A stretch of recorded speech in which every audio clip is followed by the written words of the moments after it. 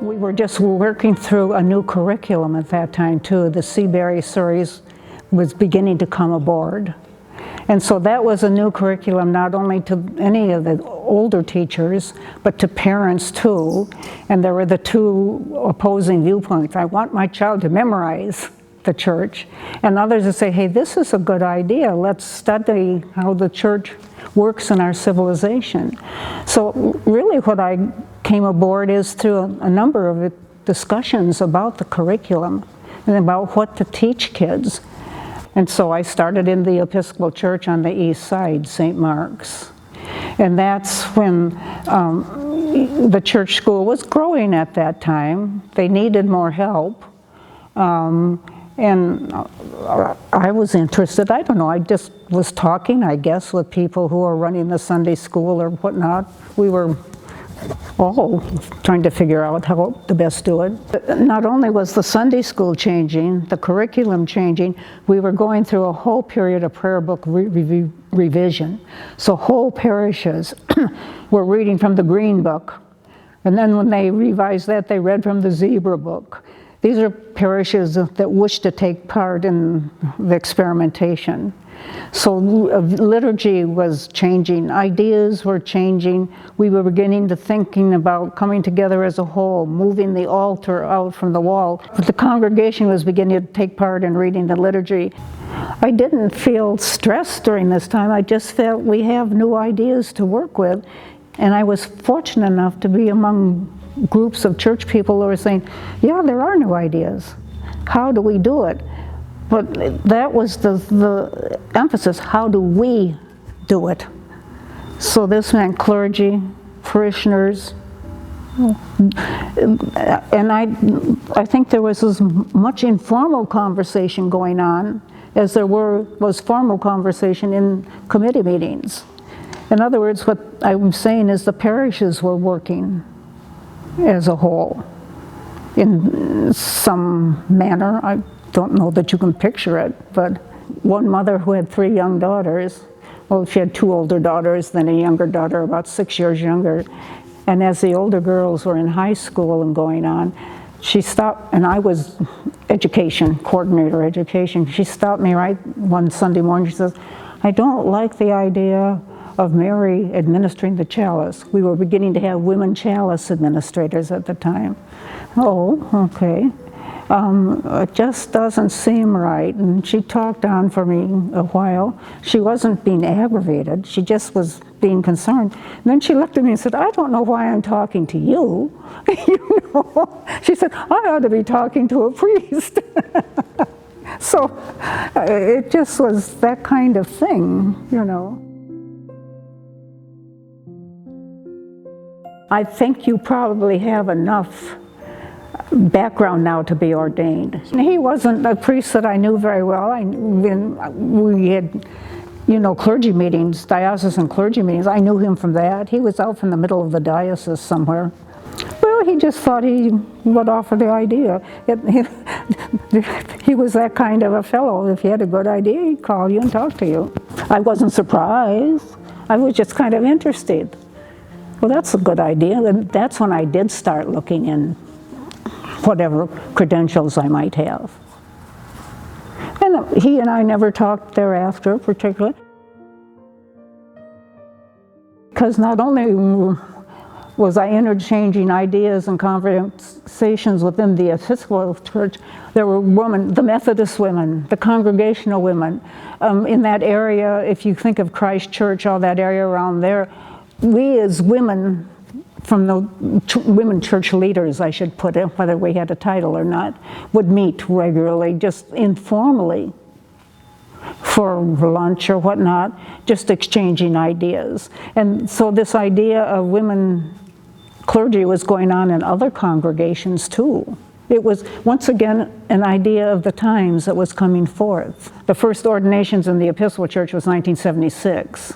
Yeah, so it was not a brand new idea, it was a developing idea, I think. But it gave women in other places the idea, hey, maybe this might happen in my area. I was also beginning to say, hey, I should be doing this. And it was right at that time that we called Roger White as bishop. And you'll have to get the year out, I don't have it.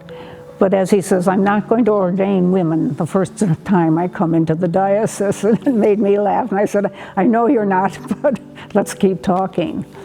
Well, because there were Episcopal clergy that were resistant to the idea. And, you know, I was on the standing committee too at one time, and one of the fellows there said, well, I don't like the idea of women priests, but it wasn't said in a mean way. It's just saying, this is my idea, I don't like it. Okay, you have your idea. I think my role within the church leadership was growing. I don't think it had definite parameters or names, but I do think my role was growing. And as a deacon, I was then up at the altar. So I was being seen much more too. I took my examinations at Nashotah House. However, I had been teaching off and on during past years, one spring semester in Christian education. I knew a number of the faculty. And Nashotah House was perhaps, what should I say, more open than it is nowadays.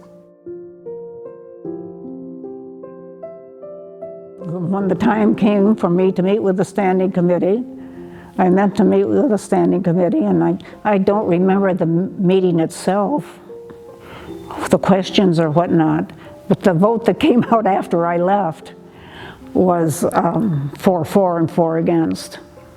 And they couldn't ordain me until I received a majority vote. And that was the first time I got angry. And why were you angry? Because it was time. And because the fellow that was voting against me, Confounded, I had worked with him. I've known him for 20 years.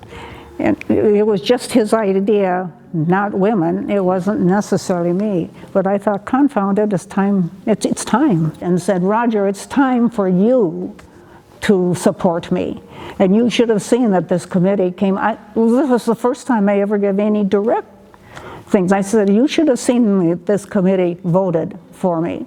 And he said, all right. But he didn't say yes or no, which was all right. And then, as I told you, immediately I was called for jury duty and selected for a sequestered jury. So for 2 weeks, I was sequestered in downtown Milwaukee as we listened to a jury trial. Sort of took my mind off of everything. It was an interesting experience. After the first vote turning me down for ordination, Roger White, the bishop, said, there will be another standing committee meeting in the fall, and you will need to go to that again. And when I went to that meeting, that's when they voted unanimously for my ordination. I felt at last, you know, and which is interesting because I never started out in church work to do this, but by the time I got there, I felt, well, at last. So you can see how developmental it was. That was those years developmental in my life, and it was so in the period of the church. And we're still developing. I was never really pushing, but I guess towards the end, I began to say it's time, put it that way. You never set out to be a martyr? No. I didn't need to be a martyr. No, I had enough influence, I just felt comfortable in the church, put it that way. I didn't have to be a martyr. Through the years, I think it was just people trying to do God's work, trying to figure out what God was calling us to do. And it was a changing time, and we were aware that things were changing, and it was a matter of becoming comfortable with some of the changes. Well, during all this time that we have been talking about in my career, the times were changing too, and the literature that was coming out, the books that were coming out were voluminous. So I started off with Honest to God, which almost everyone did, and from there I can give you a list of books, but there's much to read now, too. But at that time, there was an awful lot to read about women, but also about the church changing. It wasn't only women. In thinking about how church benefits from women's ordination, I think it's not only women's ordination that has been involved with this all during the years. It's about the idea of inclusion, the idea of building community, of including others. So obviously women's ordination was part of the process of inclusion, but look at what we're working on so hard now to include different minority groups, different community groups, and we're not very good at figuring out ways to do that yet. Community wasn't, if we were thinking back, years back, just a group of men. What were all these women doing in the church? In fact, what the church's children too, as well as oldsters. So you're better off anytime you learn how to include honestly others, which means accepting others. I just felt they weren't aware. I think I really did feel they weren't aware. You weren't aware, you fellas, of all this is going on in the church. Look at how much is going on. There is a lot going on always. And that's the purpose of parish calling. Community is a give and take arrangement of human life. So you cannot be alone. You are a part of.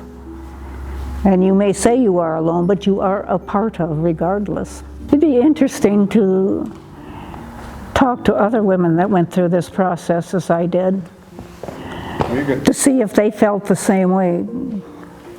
If their experiences coming through the path to ordination and being included, did some of them really find a lot of animosity?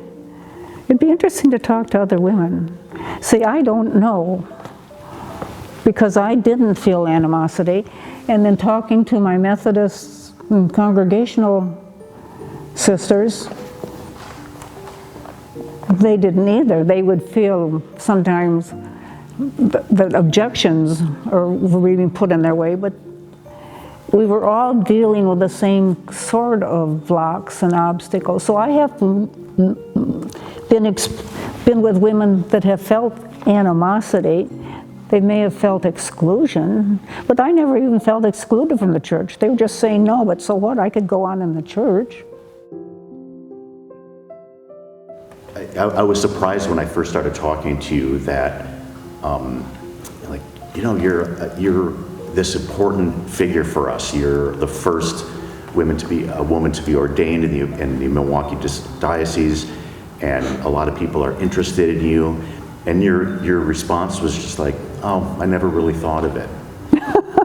Well, I didn't. It grew. I think ideas grow. And I think that's the value of a community. So you don't see yourself as special? No. I see one of the first. I may be one of the first, but does that mean special? It's just that I happened to be born at the right time. I was fortunate. I was always in the right place at the right time. So, there you are. There you are. Do what you will with it. Thanks.